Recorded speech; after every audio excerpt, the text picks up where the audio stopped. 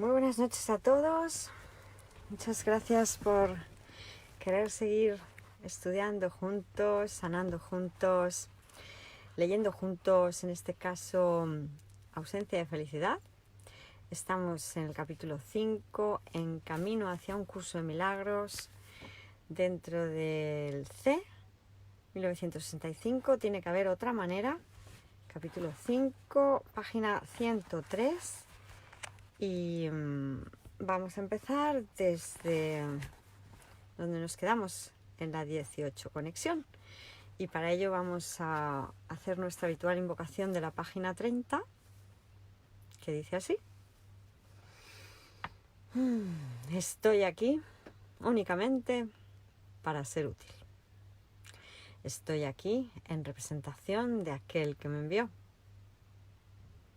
No tengo que preocuparme por lo que debo decir ni por lo que debo hacer, pues aquel que me envió me guiará.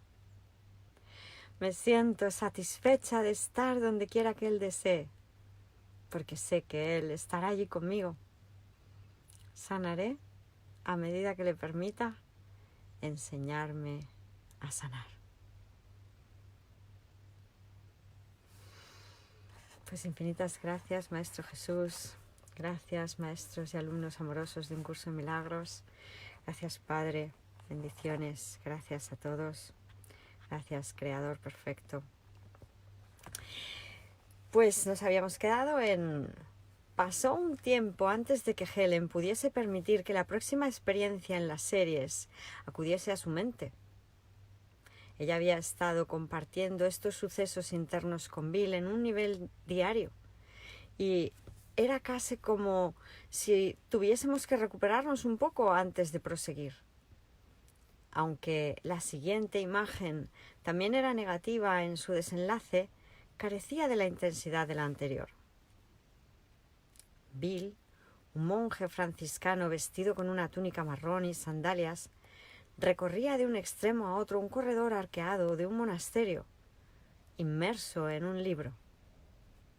El corredor era uno de los 4 lados que bordeaban un pequeño, bien cuidado prado verde. En el centro había una hermosa fuente con pájaros que se bañaban en la pila e hileras de flores alrededor de su base y esparcidas en áreas a través de la grama. La época era incierta, pero el lugar parecía ser España. Yo iba caminando despacio por el corredor hacia Bill, vestida de negro opresivo. Mi cara estaba cubierta por un velo. Mis ojos miraban hacia abajo y mis manos estaban entrelazadas como en señal de oración. Cuando alcancé a Bill, me arrodillé ante él como una penitente y con mucha humildad le pedí perdón. Él no levantó la vista. La ira se apoderó de mí y me levanté y lo acusé de ser un religioso excesivamente intelectualizado sin corazón. Él parecía no escucharme. Simplemente continuaba con su lectura. Sus ojos jamás abandonaron el libro. Me volví atrás, con airada pero inútil frustración. El cuadro se desvaneció lenta e inconclusamente. Esta escena es evocadora de mucho de lo que sucedía en la mente de Helen con relación a Bill. A saber, que él era insensible a las necesidades de ella y por otra parte que él no tenía conciencia de su propia hostilidad pasiva. Lo que siguió fue un retorno a la imagen de esta sacerdotisa muy santa, el verdadero ser de Helen. La próxima escena, en orden de aparición, era tan antigua que parecía llevarse a cabo en el comienzo mismo del tiempo. Yo era una sacerdotisa nuevamente, pero de una clase muy distinta. Esta sacerdotisa era, en verdad, muy parecida a la de los ojos inocentes, la cual yo había visto emerger de pesadas cadenas a la libertad. Si bien yo estaba segura de que la sacerdotisa era yo misma, de algún modo no estaba aunada con ella, tal como no pude identificarme completamente con la semejanza que prevía de ella, con la semejanza previa de ella. Ella estaba escondida del mundo en un blanco templo de marfil, ubicado en un valle muy amplio y verde. Yo no estaba segura de que su cuerpo fuese enteramente sólido. Realmente lo que yo veía era poco más que un boceto de una diminuta delgada mujer ataviada de blanco, quien jamás penetró en el mundo más allá del dintel de la puerta de un pequeño salón, el cual contenía un sencillo altar de madera adyacente a la pared más lejana. Una pequeña llama ardía sobre el mismo, enviando hacia arriba una pequeña y constante columna de humo blanco. La sacerdotisa permanecía cerca del altar, sentada sobre un banco de madera de poca altura, orando con los ojos cerrados por aquellos que acudían a ella en busca de ayuda. Hubo varios episodios en esta serie. Algunas veces yo solo veía el valle verde fuera del templo. A veces parecía que no había nadie allí, pero en otras ocasiones el valle se llenaba con una columna humana de gente que marchaban juntos alegremente en filas que parecían extenderse en ambas direcciones. Yo podía sentir un profundo sentido de libertad y unidad en cada uno al ir marchando hacia una victoria segura. No estaba segura del papel exacto que la sacerdotisa tenía en la felicidad de ellos, pero sabía que sus oraciones, de algún modo, hacían una contribución vital. También estaba segura de que gente de todas partes acudía a ella en busca de ayuda. Algunos, de hecho, desde muy lejos. Ellos, sin embargo, no hablaban con la sacerdotisa directamente. Se arrodillaban uno a uno en el saliente que bordeaba una pared baja que separaba las partes interna y externa del templo, al tiempo que le planteaban sus necesidades a un hombre que parecía una especie de intermediario entre la sacerdotisa y el mundo. Él permanecía en el espacio adjunto entre la sacerdotisa y aquellos que venían en busca de ayuda. El hombre le comunicaba a ella las necesidades de ellos. Él jugaba un papel crucial en permitir que la sacerdotisa cumpliera su función.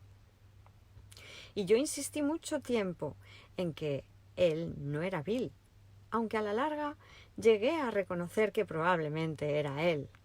En una visión posterior de la misma sacerdotisa, el hombre era Jesús.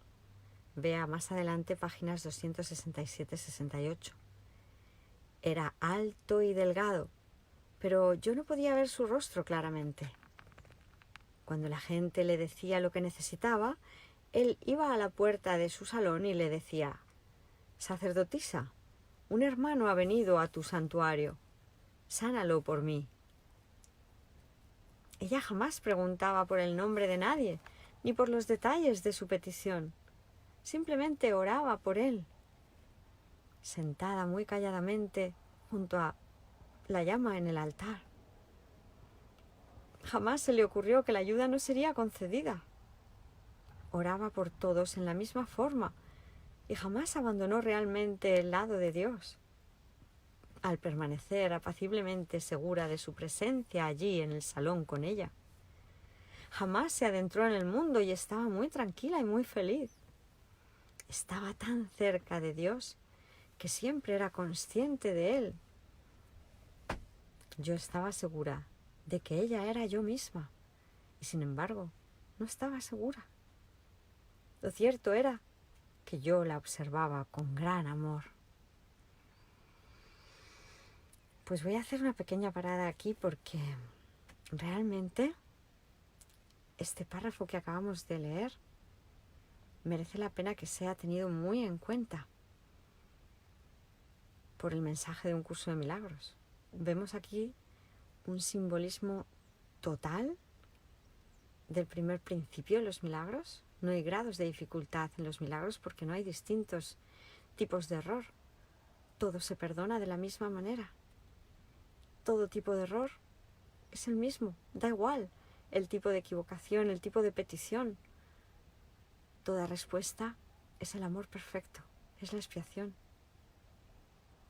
Lo vuelvo a repetir para que quede claro lo que nos está diciendo. Ella jamás preguntaba por el nombre de nadie. ¿Qué más me da el nombre de un aspecto de la mente si soy siempre yo?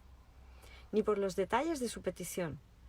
No pido porque se resuelva este problema, se resuelva aquel otro. Solo tenemos un problema. Creemos estar separados de Dios. Lo creíamos. Simplemente oraba por él, sentada muy calladamente, junto a la llama en el altar. El altar a Dios, nuestra mente. Jamás se le ocurrió que la ayuda no sería concedida. Bueno, y la palabra calladamente también importante resaltarla. En la quietud es donde voy a escuchar a la palabra de Dios. Para poder escuchar a Dios tengo que aquietarme, aquietar al ego. Por eso dice, sentada muy calladamente junto a la llama en el altar, la llama viva, la luz, la respuesta. Jamás se le ocurrió que la ayuda no sería concedida. Esa es la única manera de llegar a Dios, con una fe total, con una creencia firme de que la respuesta va a ser dada. Oraba por todos en la misma forma y jamás abandonó realmente el lado de Dios. La mente correcta, la mente sana, al permanecer apaciblemente segura de su presencia allí en el salón con ella. Oramos de la misma forma, es una plegaria de gratitud. Gracias, Padre, porque el perdón ya se nos ha concedido, porque la expiación ha tenido lugar. Es una plegaria de gratitud, es el canto de la oración. Jamás se adentró en el mundo, ¿para qué? ¿Para qué nos vamos a adentrar en el mundo que no significa nada, que no vale de nada? Que no tiene ningún interés para mí, ya. Jamás se adentró en el mundo y estaba muy tranquila y muy feliz. La dicha y la paz moran en mí. Estaba tan cerca de Dios que siempre era consciente de Él. Así nos enseña Jesús a orar, que me mantenga consciente del amor de Dios por mí, del mío por Él y por toda la filiación. Yo estaba segura de que ella era yo misma. Todos somos esa sacerdotisa santa. Todos somos esa mente pura. Y la cuestión es no ponerlo más en duda, ¿verdad? Bendiciones, buenas noches para todos. San Antonio Moncholí, San Joaquín Requejo, Santa Marcela Sueiro, Santa Julia Vidret, Santa Carolina Huerta. Saludos, preciosa, gracias igualmente. Santa Eva Montelongo, Santa Adriana Mosquera, Santa Tere Orenga, Santa Carmen Burgos, San José Luis Acevedo, Santa Rosy Corral. Gracias, maestra hermosa, te quiero mucho igualmente. A todos, gracias. Santa Sandra Bautista, Santa Brenda Analí, San Salvador Caballero, Santa María Luisa Belmonte, Santa Dora Luz. Bendecido día, Santa Hilda, llamada filiación, igualmente, gracias. Santa María del Mar Ríos Rivera, San Ignacio Gijón, Santa Clara Inés. Una maestra bella, gracias por tanto amor, igualmente, un honor caminar juntos de regreso al hogar, de donde nunca nos fuimos. Santa Marcela Sueiro, gracias, gracias a todos. Santa Carmen Cabanillas, gracias.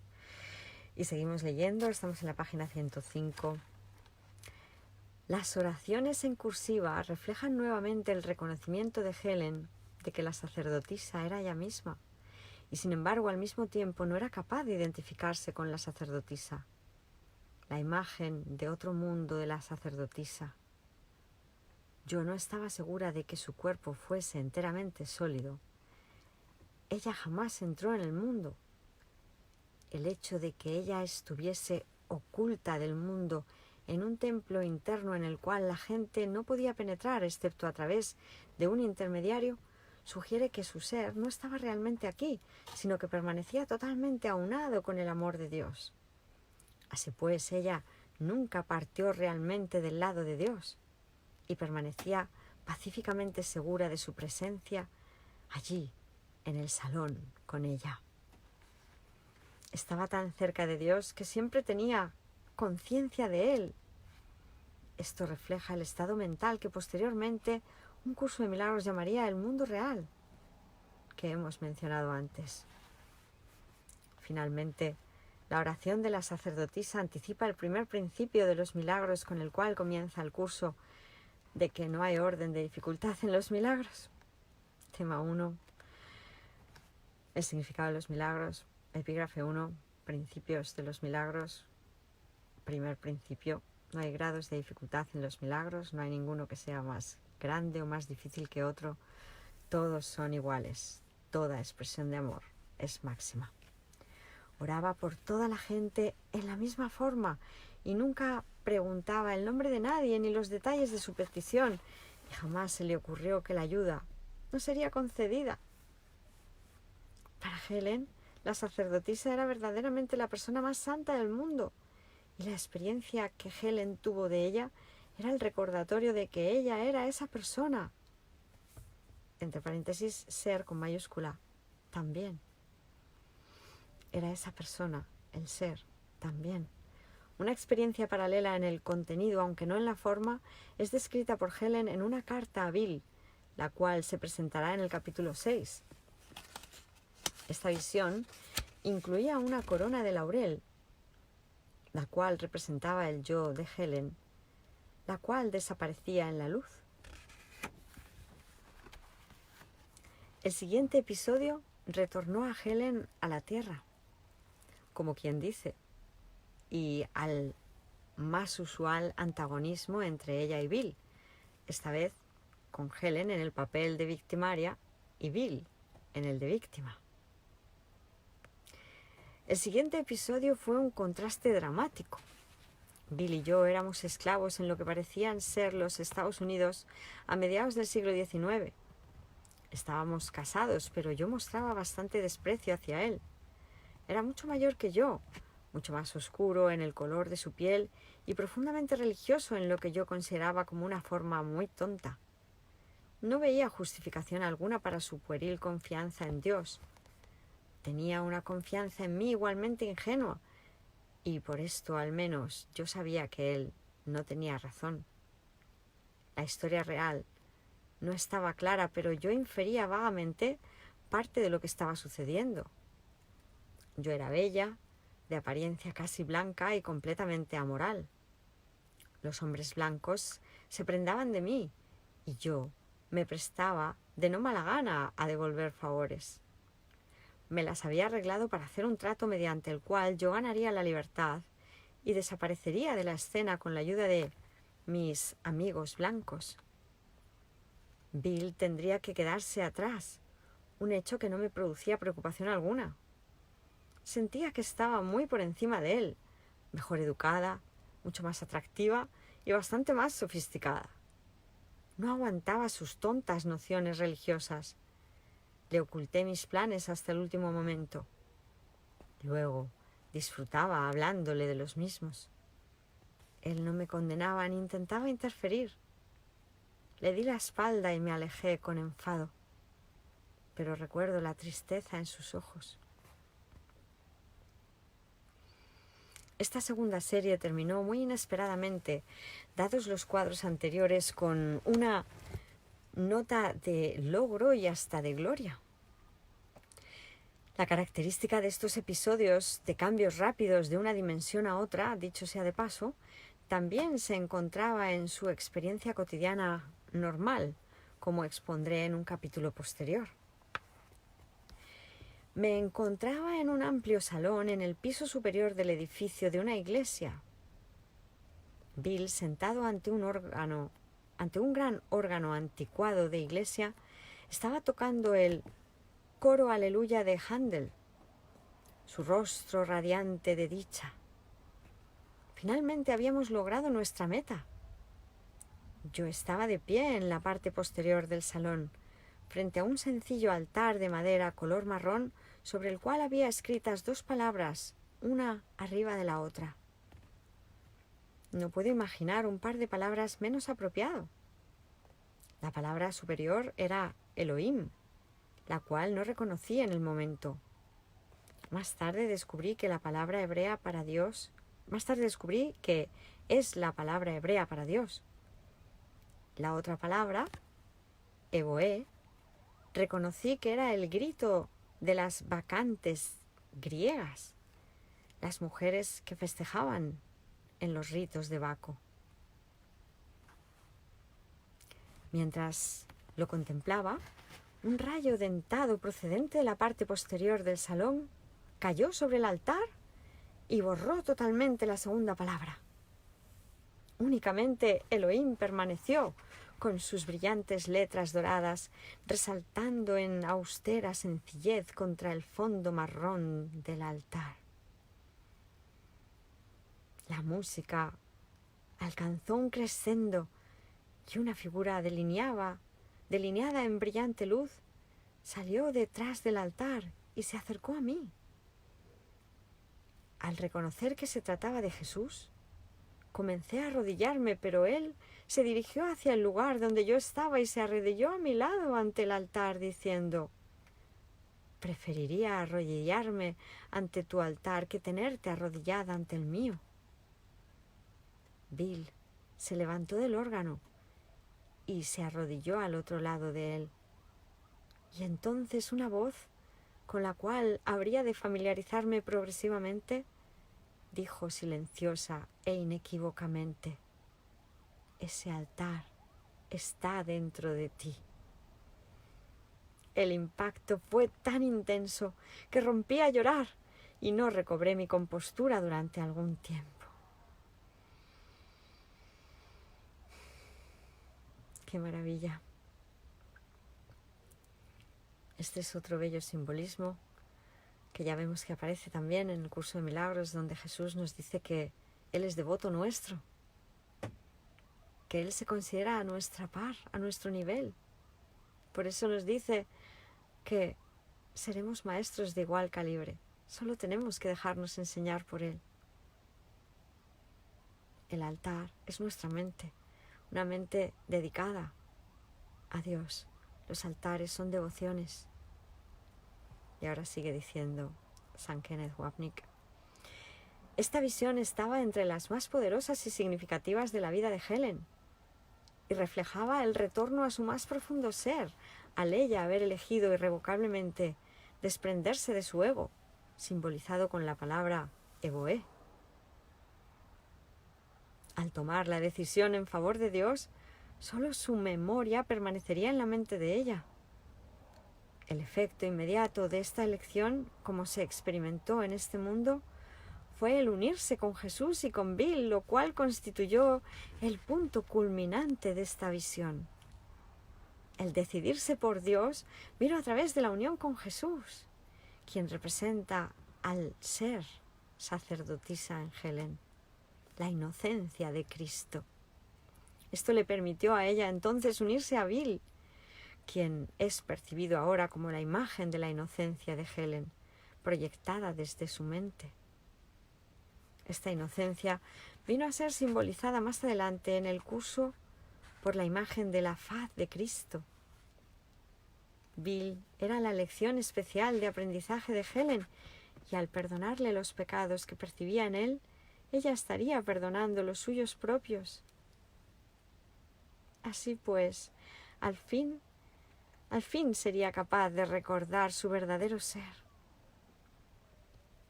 El mensaje culminante de la voz interior del Espíritu Santo, ese altar está dentro de ti, significaba por supuesto que la visión externa simplemente reflejaba el altar interno de su mente, donde se hizo la elección. Cuando en el verano de 1974 yo me mudé a un apartamento a una cuadra de distancia de Helen, hice arreglos para que le construyeran el altar Elohim a ella, exactamente con las especificaciones de la visión, tanto en tamaño como en color. Donde había estado la palabra Evoé, hice que le pintasen una estrella dorada.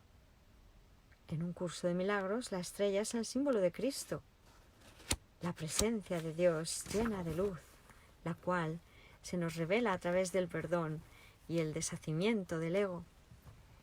Para Helen, una estrella dorada era aún más específicamente un símbolo profundamente significativo de Jesús. Puesto que yo sabía la importancia que esta visión tenía para ella, pensé que tener un altar en mi apartamento donde pasaríamos juntos una cantidad considerable de tiempo sería significativo para ella. Louis ciertamente jamás lo hubiese querido en el apartamento de ellos, y yo no estoy seguro de que Helen lo hubiese querido tampoco. El altar estaba ubicado frente a mi sofá-cama, donde solíamos orar juntos a menudo, y Helen y yo pasábamos muchas horas en presencia de éste. Helen me decía que a veces ella solía despertar a medianoche, pensar en el altar en mi apartamento y sentir que del mismo salía una atracción muy fuerte hacia ella.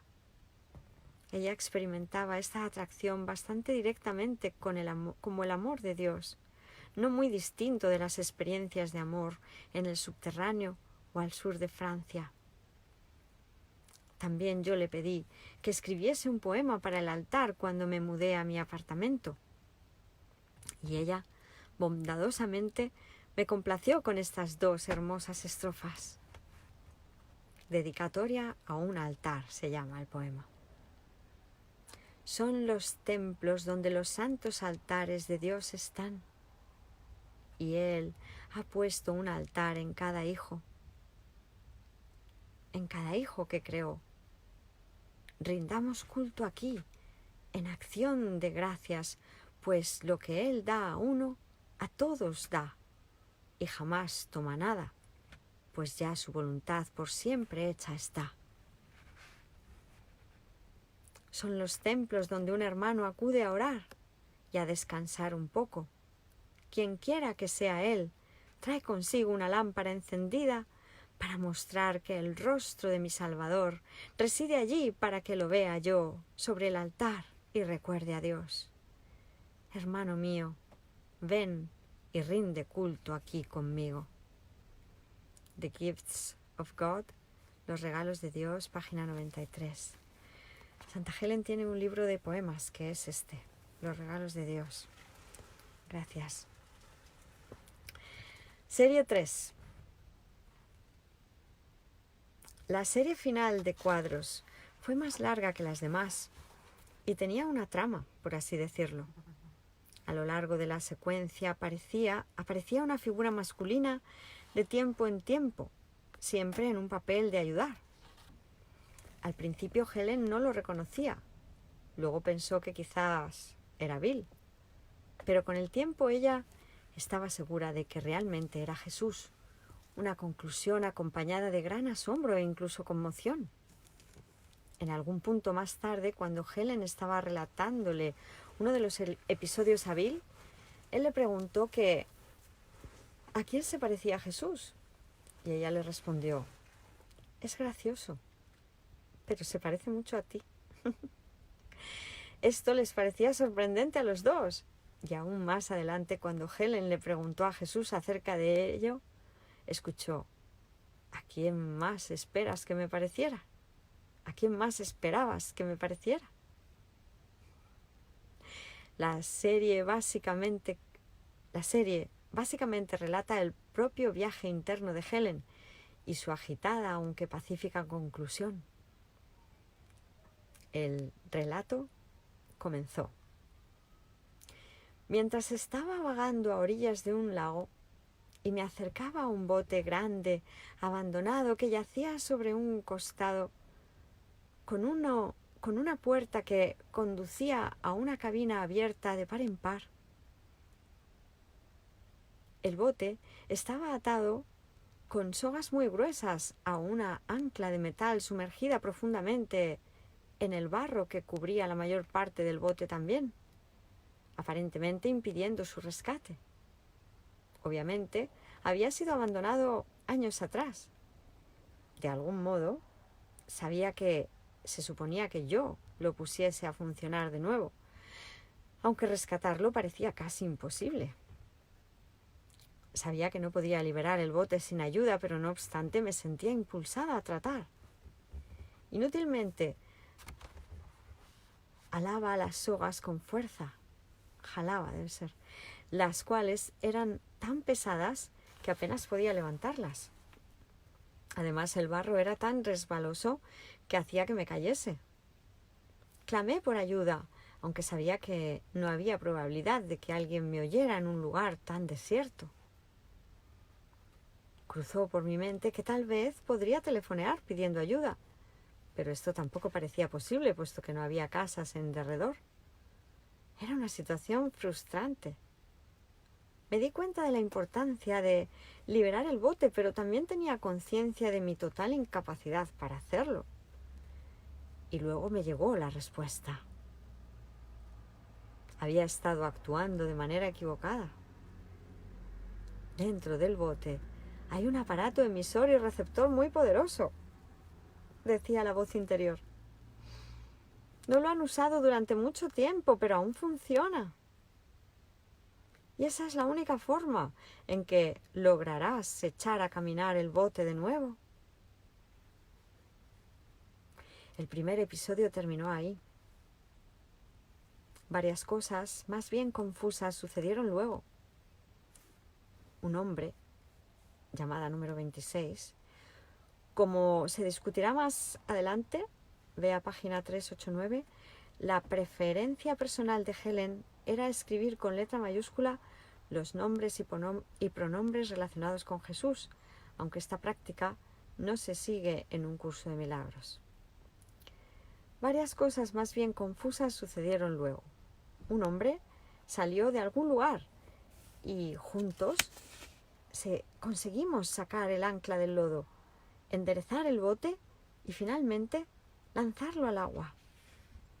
Entonces comenzó a moverse, aunque el ancla arrastraba un poco al principio. El bote ganó impulso y parecía embarcarse en un curso muy definido, casi con un poder propio. No tenía idea de a dónde iba, pero aparentemente no era necesario que lo supiese. El hombre lo sabía. Eso bastaba. Después que el bote seguía su curso por un rato, el agua comenzó a ponerse brava y yo empecé a sentir miedo.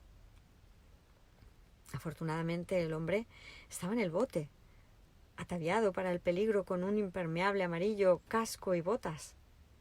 Esta vez lo identifiqué como Jesús. Yo estaba llevando el timón con inseguridad cuando él llegó y me quitó el timón de la mano. «Vete a sentar allá», me dijo firmemente, pero no sin bondad. «Habrá mal tiempo durante un rato. Te sacaré de esto y luego puedes llevar el timón de nuevo». Yo no estaba ni sorprendida ni particularmente impresionada. Incluso parecía haber estado esperándolo. Me senté inquieta en un banco a lo largo de un costado del bote. «Si crees que va a haber dificultad», dije tímidamente, «tal vez debamos utilizar ese aparato emisor y receptor que está en el bote y pedir más ayuda». «Nos mantendremos alejados de eso», dijo el hombre, rápida y aún más firmemente. «Aún no estás lista. Simplemente te meterías en dificultades. Cuando estés lista para utilizarlo, te lo diré. Mientras tanto, no te preocupes. Lo lograremos todo bien». Yo observaba mientras el hombre timoneaba el bote a través de un pasaje muy estrecho en el cual la corriente era sorpresivamente fuerte. Una tormenta rugía violentamente alrededor de nosotros. La lluvia caía a raudales de un cielo negro y olas enormes se alzaban por encima de los costados del bote y caían con fuerza sobre la cubierta. Con gran extrañeza, yo ni siquiera me mojaba. Gradualmente, la tormenta amainó. El bote emergió en aguas tranquilas y encontré la rueda del timón nuevamente en mis manos. «Puedes hacerte cargo ahora», dijo él. «Yo vigilaré». El hombre, todavía Jesús, se había quitado el impermeable y estaba holgazaneando cómodamente en pantalones cortos y una camisa de verano de cuello abierto. El tiempo se había tornado cálido y soleado, el agua serena y el bote era fácil de timonear. Estábamos juntos de pie al volante y conversando. Noté que usaba una cadena de oro alrededor del cuello con un pequeño símbolo poco familiar que colgaba de la misma. Pensé que tal vez sería una letra griega. Luego recordé algo. Yo tengo uno como ese, dije, mirando el símbolo. De hecho, lo estoy usando en este momento. Yo lo sé, respondió el hombre sonriendo. Lo único es que, añadí, el mío va del otro lado. También sé eso, dijo el hombre, sonriendo aún. A propósito, este también es tuyo, igual que el que estás usando. Te lo guardaré un tiempo más. Sin embargo, pero prometo que te lo entregaré cuando lo puedas usar y te sea de utilidad. Los dos símbolos, imágenes exactas, el uno del otro, estaban tan claras en mi mente que las copié más tarde. Una iba de izquierda a derecha y la otra de derecha a izquierda. Por lo demás eran idénticas. Algún tiempo después me encontré con un amigo que había sido un erudito hebreo y le pregunté si los reconocía. Al principio estaba inseguro, pero finalmente reconoció los símbolos. Por supuesto, dijo él, el símbolo del milagro del reverso. Tuvo que explicarme que cuando Moisés bajó del monte Sinaí, donde Dios le dio los 10 mandamientos, las palabras se podían leer correctamente lo mismo por el anverso que por el reverso de las tablas, aun cuando esto no era posible por medios ordinarios. Una explicación adicional, aunque paralela, la cual yo le proporcioné a Helen cuando ella me hizo el relato y dibujó los dos símbolos, fue que cuando se unían, los símbolos trazaban el contorno de las dos tablas. Las tablas, conjuntamente con los 10 mandamientos, representaban el pacto de Dios con el pueblo judío. Yo sentía que en la visión de Helen los dos símbolos representaban el pacto que ella y Jesús se habían hecho mutuamente de anotar un curso de milagros. Los símbolos se asemejaban bastante a la letra hebrea Resh, R en inglés, y la Resh invertida. He aquí cómo lucían, con la Resh a la derecha. Vamos a ver si se puede ver. Ese sería el símbolo ilusorio.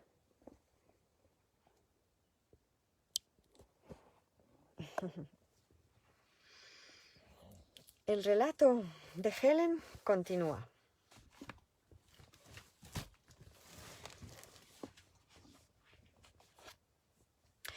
Mis reacciones a esta información eran curiosamente mixtas. Por una parte estaba encantada y profundamente impresionada. Por otra parte, sin embargo, me sentía irritada y hasta con ira. Sería más adecuado decir que estaba atemorizada. Aún encontraba difícil de creer que mis cuadros fuesen más que intentos irreales de que se cumplieran mis deseos, y me las ingenié para de algún modo descartar mucho de lo que ya había visto y oído sobre el particular. No me gustaba ese tipo de cosa y me resultaba difícil darle crédito. Esto, sin embargo, era más difícil de justificar fácilmente con explicaciones. Quizás fue mi incomodidad lo que detuvo el resto de la serie durante algún tiempo, y cuando el próximo episodio sí apareció, tomó la forma de un sueño. De la manera característica de un sueño, el bote se convirtió en un automóvil. Yo iba al volante cruzando un puente con mucho tránsito. Quería hacer un viaje a la derecha, pero me encontraba en el carril equivocado y otro carro estaba obstruyendo mi camino. Ambos estábamos atrapados, con automóviles al frente y detrás. La situación era un gran embotellamiento de tránsito. Aparentemente, no había manera posible de que yo pudiese hacer el viaje, aun cuando era esencial que lo hiciese. Si trato de virar, me estrellaré contra el automóvil que está al lado mío, pensé. Y si este dobla hacia la derecha, no voy a tener tiempo suficiente de hacer el viraje a la derecha antes de que el espacio se llene y quede atrapada otra vez. Me sentía muy molesta con esto y seguía tratando de pensar en formas de hacer el viraje, pero todas eran inadecuadas, la mayoría desastrosas, y una o dos podrían resultar fatales. Y entonces me llegó la solución. Lo haremos juntos, pensé felizmente. No habrá dificultad alguna. Y así, nuestros dos automóviles hicieron juntos el viraje a la derecha. Es gracioso que jamás lo pensara antes, me dije a mí misma a medida que el cuadro se desvanecía. Qué maravilla, ¿verdad? Ver cómo tenemos ayuda y cómo realmente esto es una empresa de colaboración. Tenemos a Dios en nuestra mente y se trata de hacerlo todo juntos. Infinitas gracias. Santa Adela Nanda, Santa Estrella Herrera, Santa Candy Pérdomo, Santa Luz Sonia Ochoa, Santa Mónica Canónico, gracias. Santa Adela Nanda, qué hermoso.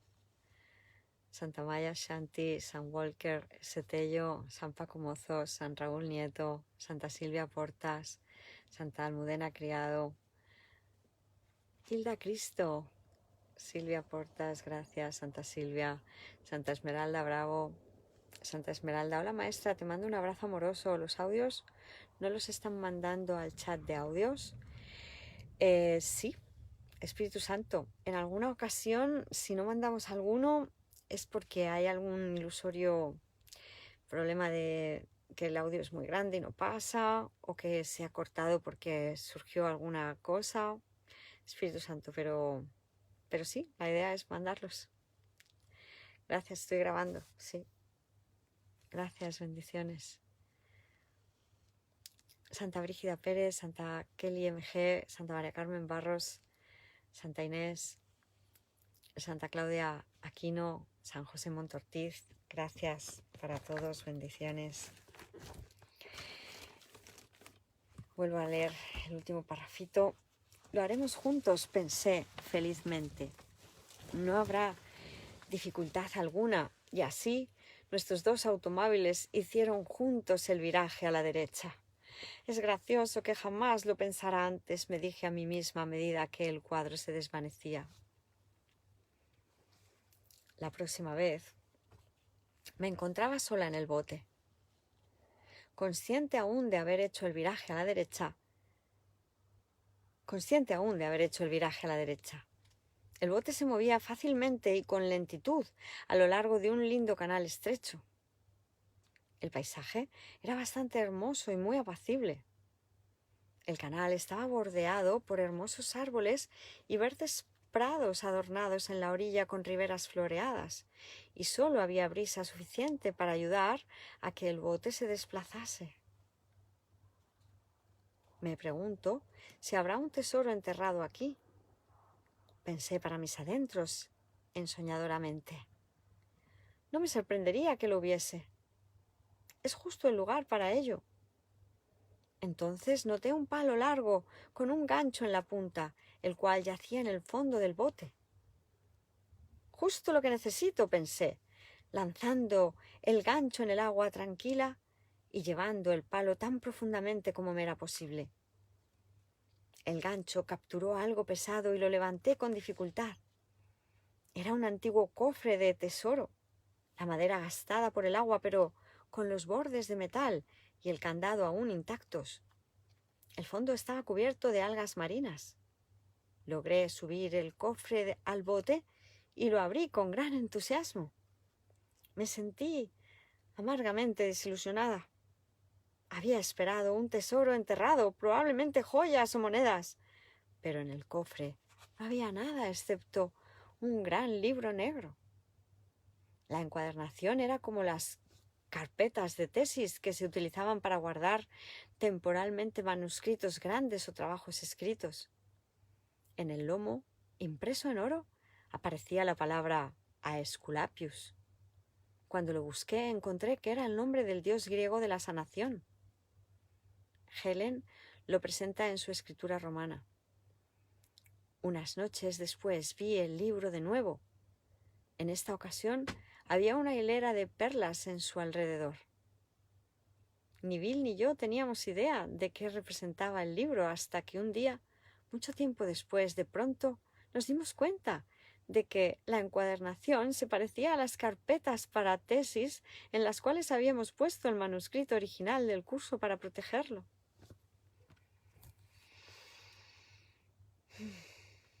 Posteriormente, Helen me contó una experiencia adicional, dice St. Kenneth Wapnick, que tuvo aún con el libro en un sueño durante este mismo periodo. Ella estaba de pie en la tierra mirando hacia arriba a una cigüeña que estaba volando sobre el lugar. Ella se preguntaba qué había de especial en eso.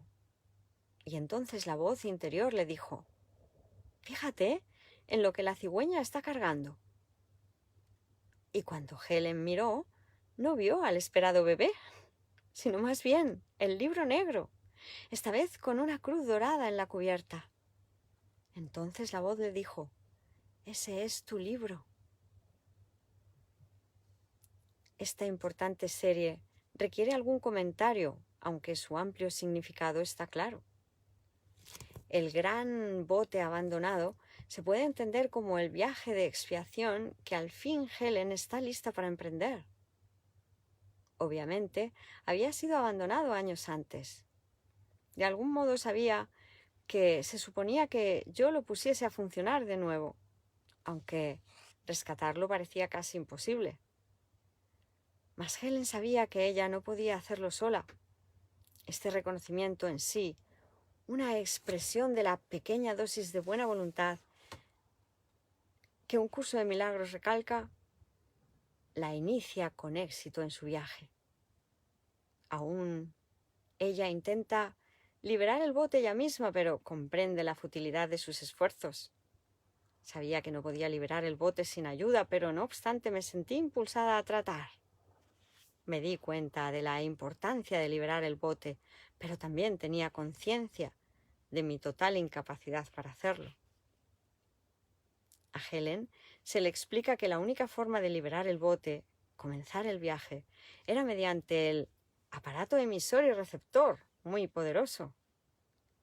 Esto simbolizaba su antigua habilidad de oír o de experimentar con una cercanía con Jesús, de oír o de experimentar una cercanía con Jesús, la cual solo proviene de una decisión de unirse con el amor. Ella, sin embargo, no estaba lista para utilizarlo todavía.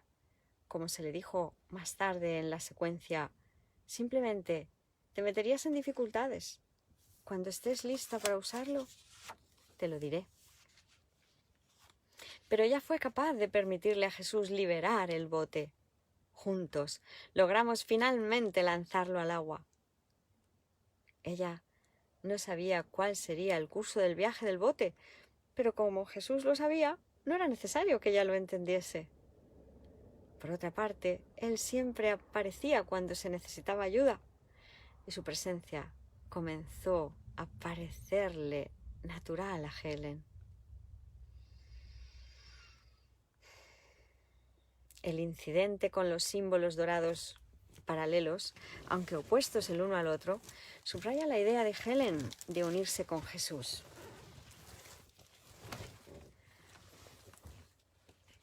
Si mi interpretación es correcta, vea las páginas 110-111, su unión tiene como resultado el logro del pacto hecho entre ambos. El episodio de los automóviles que hacen el viraje juntos, el que Helen se uniera al otro conductor, refleja entonces su unión con Bill. Al no ver ya sus intereses separados, cuando no antagónicos, los de uno a los del otro, ella se da cuenta felizmente de la solución. ¡Lo haremos juntos! Y así los dos automóviles hacen el viraje como uno. El final del viaje ocurre en las tranquilas aguas del canal, cuyas riberas están bordeadas con verdes prados que recuerdan los prados del cielo, los cuales representan el mundo real, la meta de nuestro viaje con el curso. Y allí Helen encuentra su tesoro, no el tesoro del ego, sino el del amor en su corazón, el manuscrito de un curso de milagros que refleja su amor por Jesús y que es el fruto de que ella se uniese con él. Repito, una experiencia muy significativa para Helen. Al no tener interés ni creencia en los fenómenos psíquicos, Helen encontraba estas series, así como otros cuadros de imágenes que comenzaron a aparecer de lo más desconcertantes. Estas imágenes sugerían fuertemente algo a lo cual Helen se refería como escenas retrospectivas de mí misma en otros tiempos o en otros lugares. Como mencioné antes, una parte de Helen encontraba la idea de la reencarnación particularmente repulsiva y por lo tanto más adelante decidió pensar en eso como estrictamente simbólico, el común cambio de símbolos oníricos muy familiares para los psicólogos clínicos. Yo los observaba como una espectadora, aunque casi no me cabía duda de que fuesen representaciones de mí misma. Era obvio para ella, no obstante, que estaban ocurriendo incidentes que resultaban difíciles de justificar con explicaciones. Yo me sentía en tanto conflicto debido a la situación que trataba de no pensar en ello en absoluto. Esto lo dice Helen. Todo esto resultaba muy perturbador. Ellos, los incidentes internos, eran consecuentes, en verdad, y bastante bien organizados. No obstante, yo creía, o quizás más adecuadamente esperaba, que fuesen sencillamente imaginarios. De cualquier otro modo, yo me hubiese sentido intensamente asustada. Y sigue San Kenneth. En retrospectiva, está claro que estas experiencias internas, al menos en parte, eran la preparación para lo que vendría luego. Incidentes que serían verdaderamente difíciles de explicar. Louis, el esposo de Helen, encontraba que oír sobre estas experiencias le causaba mucha ansiedad. Y por eso ella le contaba relativamente muy poco. Bill, sin embargo, estaba intensamente interesado en todos estos episodios y Helen le hacía un relato minucioso según ocurrían. Además, ciertamente, era algo que los implicaba a los dos, juntos. Al igual que Helen, Bill no tenía ningún interés previo en ni conocimiento de fenómenos psíquicos. Sin embargo, a medida que estos episodios se revelaban, él comenzó a desarrollar un interés serio, al estar seguro de que los mismos significaban algo. Comenzó a adquirir y a leer libros sobre el tema, lo cual fue el inicio de que él acumulase una biblioteca bastante grande, la cual, a medida que un curso de milagros se revelaba, incluía también una impresionante colección de libros sobre espiritualidad y misticismo oriental y occidental. Claramente Bill adoptó una visión mucho más amplia y de mayor apertura mental en torno a los fenómenos paranormales que Helen. Él estaba particularmente impresionado con la evidencia que sugería que las mentes podían alcanzarse unas a otras a través de medios extrasensoriales y solía señalarle a Helen que algunas cosas bastante inusitadas habían estado ocurriendo, de las cuales claramente no se podía dar una explicación en la forma usual. Helen no podía estar en desacuerdo con eso, a pesar de su enorme ansiedad. Poco tiempo después, luego de que la tercera serie de experiencias internas terminara, Bill leyó un libro sobre el gran psíquico norteamericano Edgar Cayce, escrito por su hijo Hugh Lynn Cayce. Bill quedó impresionado y trató de hablar acerca del mismo con Helen, quien accedió a leerlo, aunque no sin considerable desagrado, a pesar de su determinación de permanecer objetiva. Ella sí encontró que el libro era interesante, mas al mismo tiempo sentía aversión por lo que yo consideraba como sus aspectos fantasmales y más increíbles. Bill estaba realmente impresionado con las lecturas que hacía Case, pero, como me dije a mí misma, él era dado a impresionarse por prácticamente cualquier cosa en esos términos.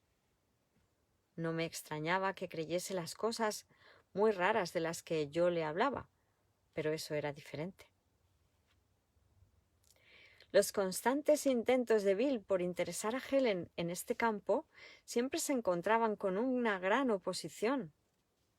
Helen escribió: quizás producto de la desesperación, aunque él jamás fue un ateo como la atea virulenta en la cual yo me había convertido, Bill leyó unos cuantos libros en lo que yo no vacilaba en describirle a Louis como el borde chiflado de la religión. Cuando Bill hizo una leve referencia a algo que él había leído sobre la reencarnación, yo estaba segura de que realmente él se estaba descocando. Yo rehusaba leer los libros que él me sugería y tendía a sentirme incómoda y enojada cuando traía a colación el tema. Así pues, Helen permanecía firmemente opuesta a tomar en serio esas cosas extrañas, aun cuando mi oposición podía parecer un tanto incongruente. Yo no lo veía de esa manera. Me estaban sucediendo cosas que eran difíciles de explicar y eso era todo. Ello no justificaba adoptar ningún tipo raro de base extrasensorial. La idea de la reencarnación me resultaba particularmente repugnante. La consideraba disparatada. También era consciente de que me hacía sentir muy ansiosa. Repito, encontraremos a una Helen completamente distinta en sus cartas a Bill, las cuales datan de este mismo periodo. Las cartas, no censuradas por sus posteriores preocupaciones literarias o sociales que afectaron su relato de estas experiencias, muy definitivamente reflejan su creencia en la reencarnación. Estas cartas son el tema del próximo capítulo. Estos raros y disparatados acontecimientos continuaron ocurriendo, sin embargo, y la próxima serie de cuadros de imágenes comenzó al Helen observar a una delgada y frágil niña en un opulento salón francés. La época parecía ser a mediados del siglo XVIII, a juzgar por su traje. Era todo blanco, ajustado hasta la cintura y llegaba hasta el piso, con muchos volantes, lazos y bordes de encaje. Ella estaba tocando un instrumento musical parecido a un clavicordio en una reunión de damas, y caballeros magníficamente vestidos, de damas y caballeros magníficamente vestidos, aparentemente huéspedes en un espléndido acontecimiento social. La niña tenía a lo sumo 18 años y obviamente estaba enferma. Ella es demasiado frágil, dije mientras la observaba. No vivirá un año más. No puede hacer nada sino desvanecerse. Es un error. Jamás lo logrará. Un mayordomo, espléndidamente vestido, se dirigió hacia el frente y cerró las puertas del salón, más bien en la forma en que alguien bajaría el telón en una escena de teatro. La niña se había ido. Poco después hubo un cuadro incluso más vago de otra niña, algo mayor que la primera, la cual estaba tendida en el piso cubierto de paja de una celda de prisión sin aire. Sus brazos estaban apretadamente atadas a su espalda con una soga y sus pies estaban encadenados al piso. La época parecía ser alrededor de los siglos XII o XIII y el lugar era desconocido. Podría aún ser Francia, pero esto no era en modo alguno definitivo. No había ningún relato concluyente relacionado con la niña, aunque yo tenía la escalofriante sensación de que a ella probablemente la mataron al final. No tengo idea de por qué. cuadros subsiguientes incluían a una monja, no siempre cristiana, la cual aparecía en diferentes épocas y lugares. Los más claros de estos tuvieron lugar en Francia, donde la monja era una mujer mayor, artrítica y amargada, desgastada y enferma por una vida de severa austeridad y emocionalmente torcida y estéril. Ella iba caminando por la nave lateral de una iglesia grande y hermosa, sorprendentemente reminiscente de la Catedral de Notre-Dame en París. La nave estaba oscura y la vela que la monja sostenía apretaba en la mano derecha casi como... La nave estaba oscura y la vela que la monja sostenía apretada en la mano derecha casi no era de ninguna ayuda. Mientras caminaba pasaba la mano izquierda despacio a lo largo de la pared de piedra gris, como si buscase una puerta o quizás más literalmente una salida. No la encontraba. Las severas líneas de su cara se hacían más profundas mientras yo la observaba. Ella no sabe, pensé. Está tratando, pero no sabe. Sentí la aversión debido a su expresión tan austera, pero sentí una profunda compasión por su causa perdida.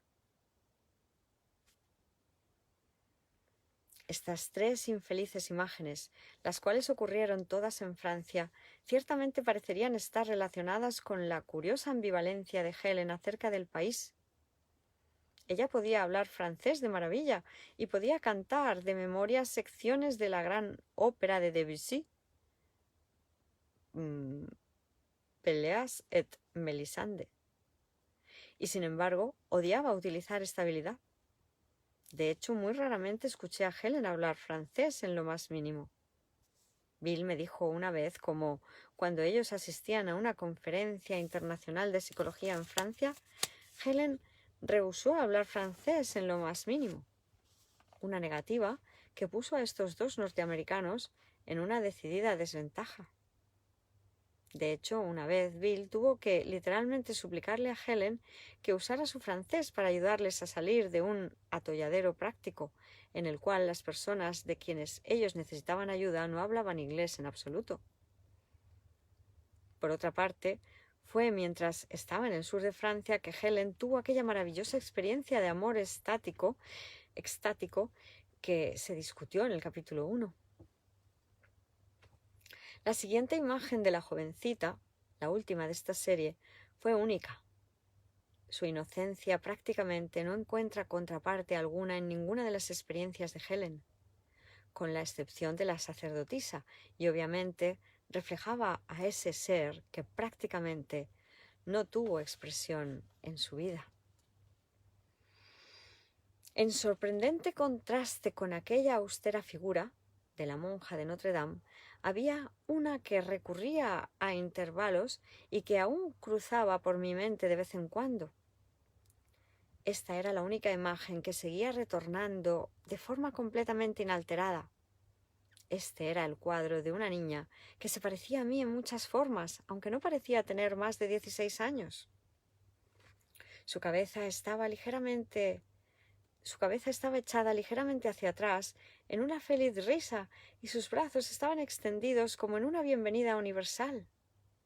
Era totalmente dichosa, literalmente incapaz de sentir pena o dolor. Estaba de pie sobre un prado verde brillante. Una vez más, nótese este símbolo del mundo real. Y podemos notar lo que acaba de decir de literalmente incapaz de sentir pena o dolor. Aquel que está libre de culpa no puede sentir pena ni dolor. Qué maravilla, ¿verdad? Y en su extraordinaria felicidad sus pies descalzos apenas parecían tocar la tierra. Estaba vestida con un traje azul suelto que no evocaba recuerdos de ninguna época ni de ningún lugar, aunque tenía un aire griego. Sin embargo, ella no tenía nada que sugiriera realmente el pasado, ni parecía preocuparle en lo más mínimo el futuro. No creo que considerase el tiempo como lo hacemos nosotros. Igual que con la sacerdotisa, Helen se reconocía a sí misma en la inocente jovencita. Colmada de risa feliz, estaba enteramente dichosa y no sabía nada de pena ni de dolor. Por otra parte, tenía una cualidad intemporal, lo cual sugería que no estaba realmente en el mundo en absoluto, aunque parecía estarlo. Como nos dice Jesús, la única manera de ser felices en este mundo es siendo conscientes de que no estamos en él. Repito, esta era una imagen del ser más allá del cielo y de Helen. A medida que estas imágenes continuaban, a Helen le era muy difícil explicarlas y finalmente tuvo que admitir que su mente lógica y su formación científica no le ofrecían ayuda alguna.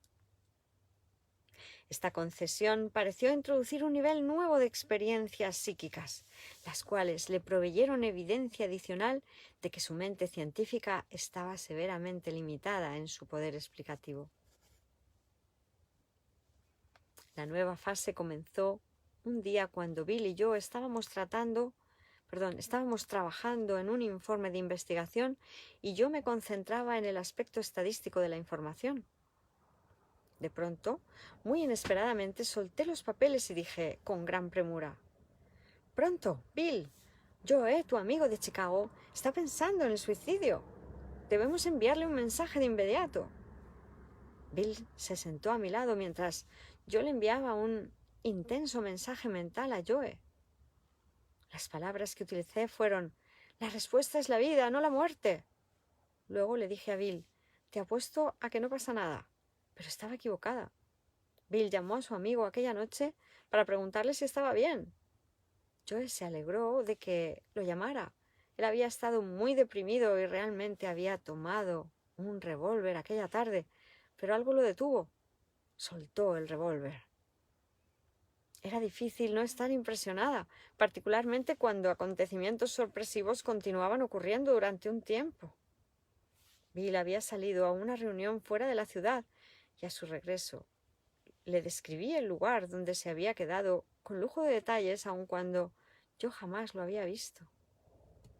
También le dije aparentemente con extraordinaria precisión varias cosas que habían sucedido allí desde antes de que él tuviera oportunidad de hablarme de ellas. Aparentemente con extraordinaria precisión. Repito la frase.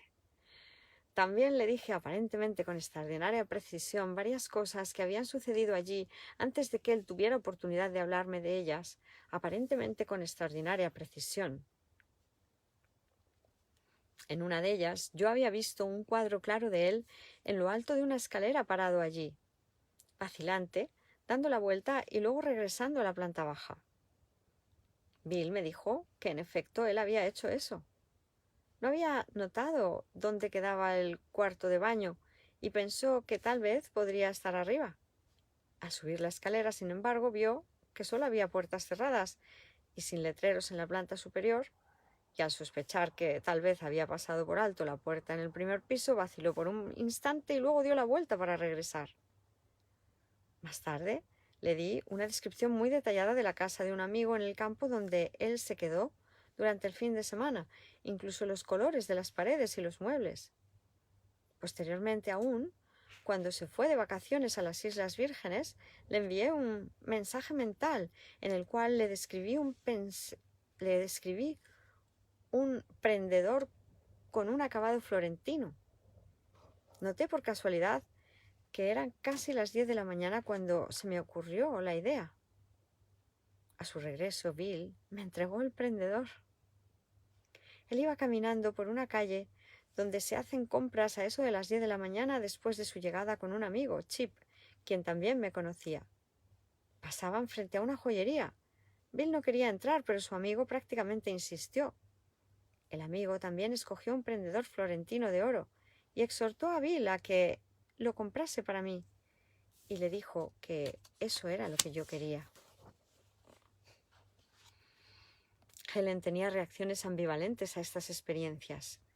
Una parte de su mente estaba orgullosa de estas habilidades, incluso se encontraba disfrutando fantasías de poder y prestigio que estas habilidades le proporcionarían.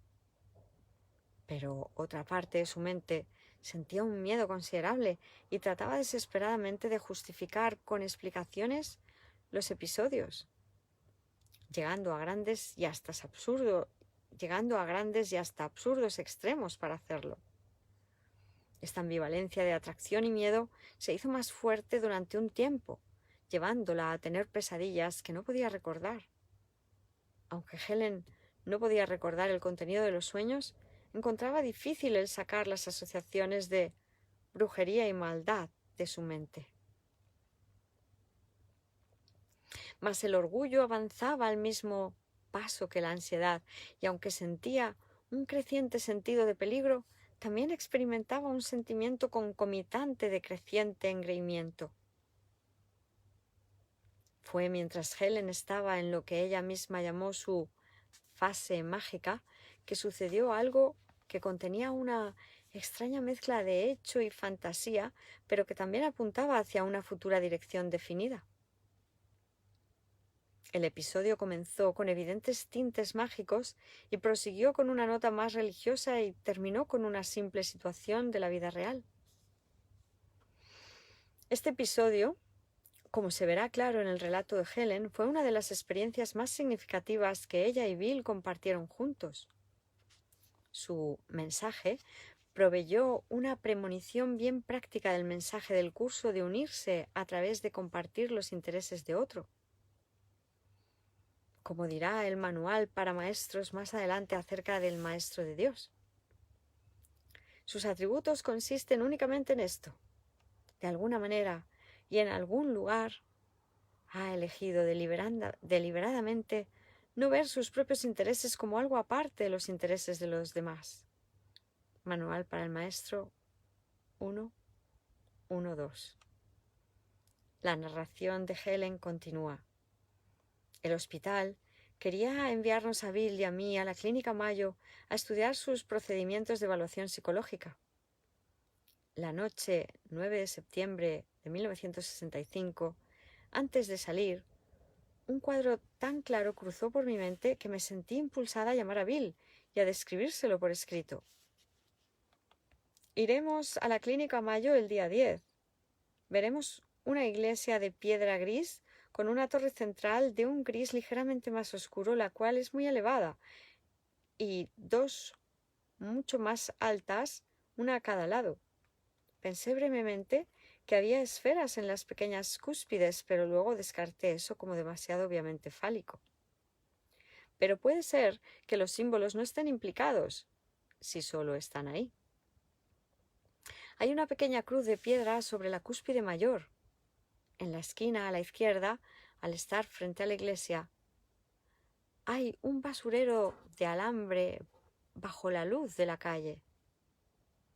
Al principio pensé que la iglesia era católica, pero probablemente es luterana. La calle que queda detrás de la luz va cuesta arriba empinadamente.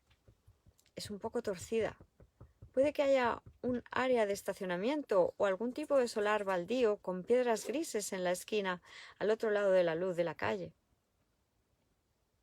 Hay pequeñas tiendas por ambos lados de la cuesta, pero ninguna a un lado de la iglesia ni enfrente de esta.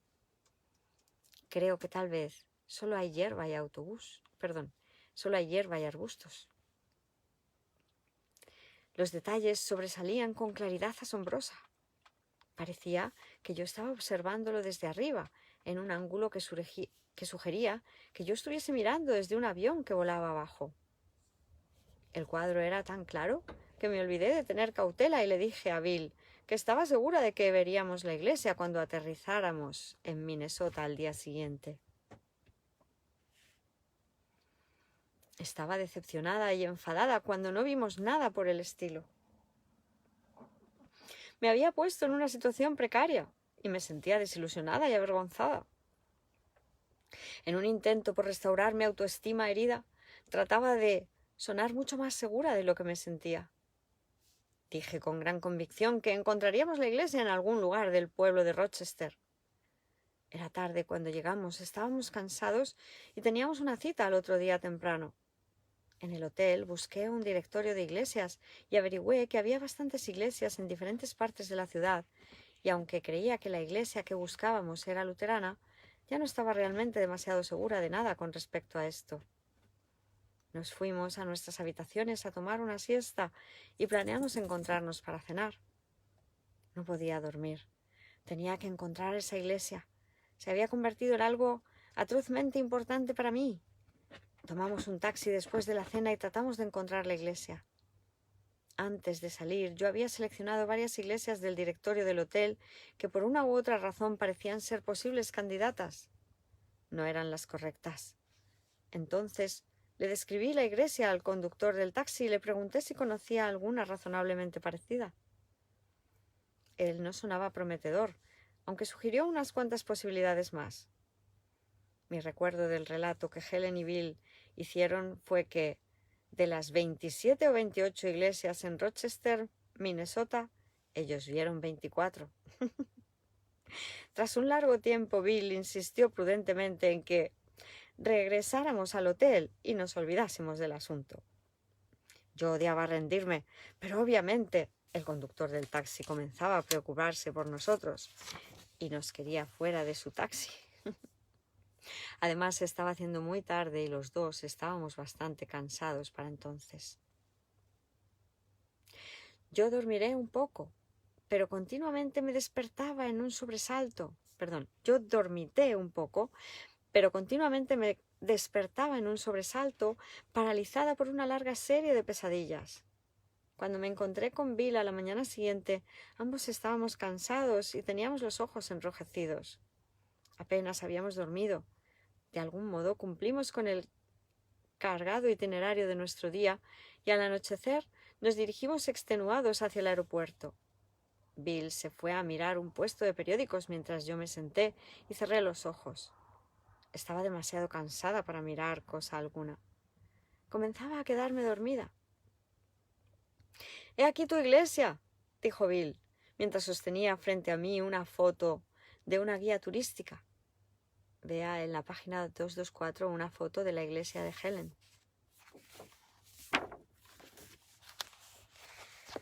Página 224.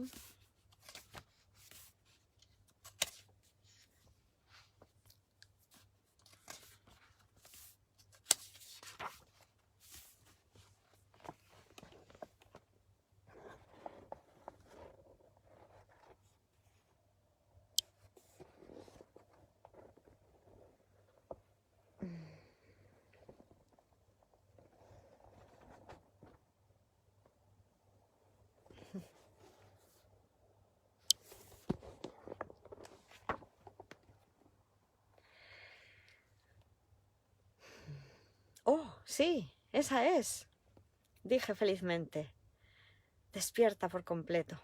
«¿Dónde queda?» «En ningún sitio», respondió Bill. «Aquí, léelo tú mismo». Bill tenía razón. La iglesia, en verdad, no estaba en lugar alguno. Una vez había ocupado la sede de la Clínica Mayo, pero la habían demolido cuando se construyó el hospital. Así que es por eso por lo que yo la miraba desde arriba, exclamé. Era porque pertenece al pasado. No tenía nada que ver con aviones. Y entonces un escalofrío me recorrió y ya no quería hablar más sobre la iglesia. No había mucho más que decir realmente. El episodio tuvo, sin embargo, una conclusión inesperada y muy real. De regreso a casa, tuvimos que cambiar de avión, en Chicago, y esperábamos una buena hora en un aeropuerto frío, casi desierto. Acurrucada contra una pared había una solitaria mujer. Yo podía sentir olas y olas de angustia que fluían a través de ella. Se la señalé a Bill, quien se oponía a que yo hablase con ella. Ambos estábamos exhaustos y era muy tarde, y él no estaba como para implicarse con extraños en este momento. Además, yo podría simplemente estar imaginándome su angustia. Ella no mostraba señales externas de otra cosa que no fuese sueño. Yo no podía, sin embargo, escaparme del sentimiento de dolor que estaba recibiendo de ella.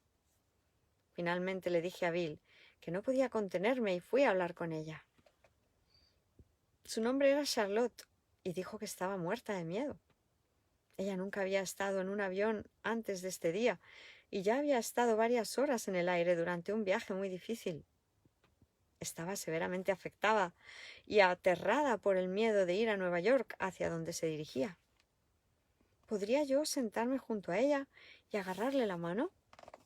Por supuesto, le dije. Es así al principio. Después de un rato, te acostumbrarás. Te acostumbrarás tanto que no te importa en lo más mínimo. Es así al principio. Después de un rato te acostumbras tanto que no te importa en lo más mínimo. Llevé a Charlotte hasta donde estaba Bill. Le expliqué la situación y sugerí que ella se sentara entre nosotros en el avión, de modo que tuviese un amigo a cada lado. Bill fue cortés, por supuesto, pero yo notaba que no estaba complacido conmigo. Él no había tenido un viaje muy feliz y era medianoche. Sentía con alguna justicia que ambos nos hacía falta viajar tranquilos de regreso a casa. Charlotte temblaba terriblemente al despegar el avión, pero le di unas palmadas en la mano y se calmó rápidamente. Entonces quería hablar. Tenía 19 años y abandonaba su hogar porque su madrastra la odiaba y su papá, a quien ella amaba, se había vuelto en contra de ella.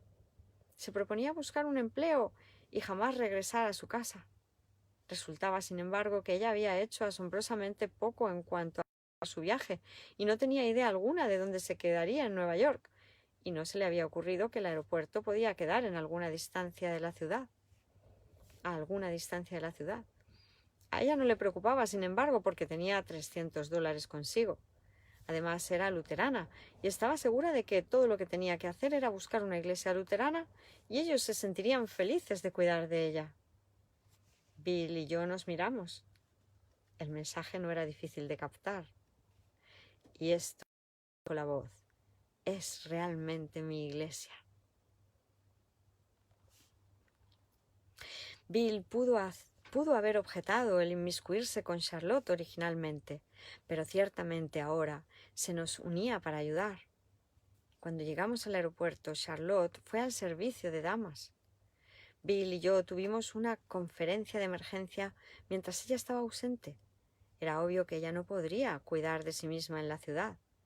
Bill se comunicó por teléfono con un hotel para mujeres en Nueva York, el Barbizon, y reservó una habitación para ella. La llevamos al hotel en nuestro taxi y le dijimos que yo la llamaría al día siguiente. Cuando la llamé, Charlotte sonaba feliz y emocionada. Iba a salir a conocer la ciudad y a hacer unas compras. Le di mi dirección y número telefónico y le dije que se comunicase conmigo si necesitaba algo. No tuvimos problemas en mantenernos en contacto con ella. Aquella tarde Bill se encontró accidentalmente con ella en un almacén, Bloomingdale's, y al otro día por la noche se apareció en mi casa para cenar. Louis y yo fuimos amigables, por eso ella volvió la noche siguiente. Su dinero se le estaba terminando y pensó que tal vez podíamos encontrar un lugar menos caro para ella.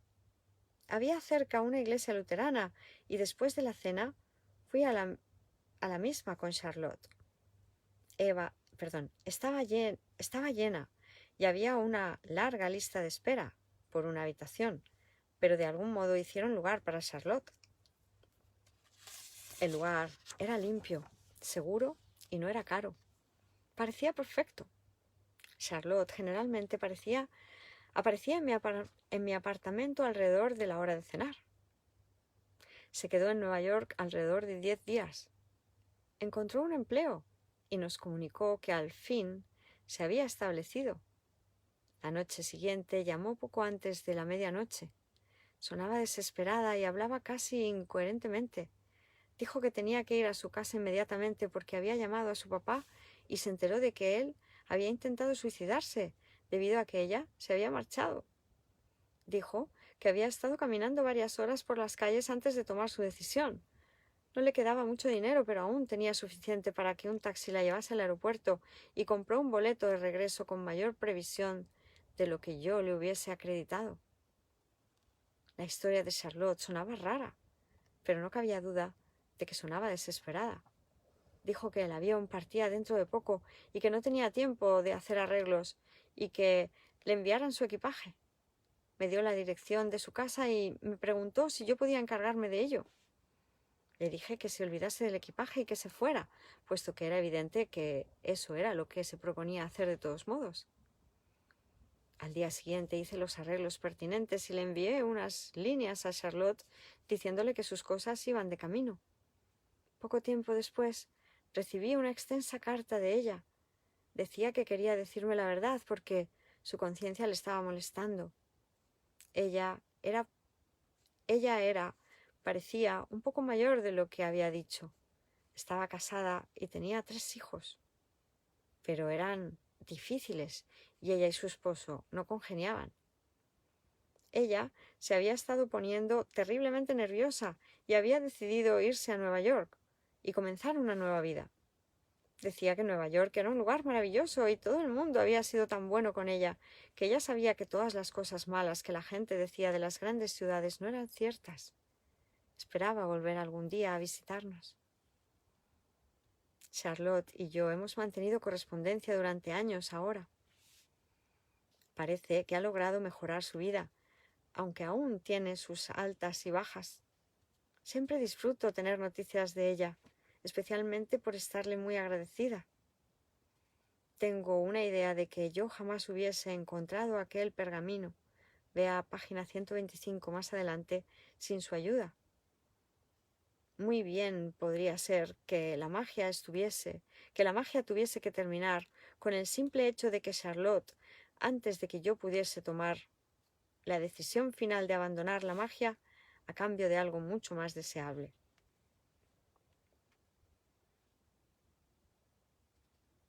Así pues, la experiencia concretizó la decisión de Helen de abandonar de una vez por todas la tentación de utilizar el poder de su mente, magia, y en su lugar elegir utilizarlo en beneficio del amor de Jesús, el milagro. Como un curso de milagros dijo más tarde sobre los poderes psíquicos, el Espíritu Santo tiene necesidad de esos dones y quienes se los ofrecen a Él y solo a Él caminan con la gratitud de Cristo en sus corazones y con su santa visión, siguiéndoles muy de cerca. Manual para el Maestro, pregunta número 25.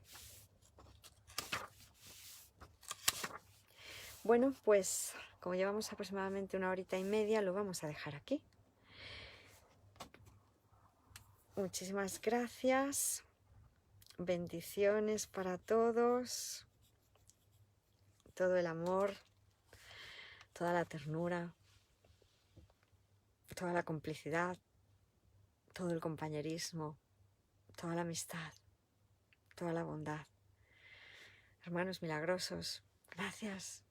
Gracias por caminar juntos. Gracias por volver a casa de la mano de Jesús. Estáis todos convocados a la plataforma que nos aúna, www.miracle.love. Ahí caminamos juntos en esa plataforma online que se nos ha inspirado para acogernos.